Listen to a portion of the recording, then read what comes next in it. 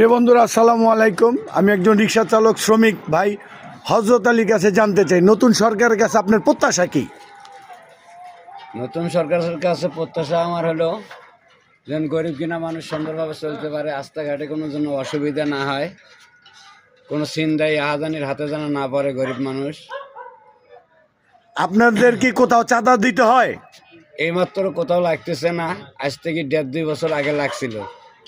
এখন লাগতেছে না? না না এই তো গেল তত্ত্বাবধায়ক সময় লাগে না, না, আর এই সরকার আমলে? এখনো লাগতেছে না। আচ্ছা, তা আপনি আশা কি জনাব তারেক রহমানের কাছে? আশা কি আপনার? তারেক রহমানের কাছে আশা আমাদের যেন আমরা শান্তিসুখভাবে চলতে পারি, যেন অটো গাড়ি রিক্সা ভ্যান যেন চলতে পারে সুন্দরভাবে, এটাই আমরা চাই। আপনাদের তো লাইসেন্স দিবে, আপনারা কি সেটা পেয়েছেন? না, এখনো পাই নাই।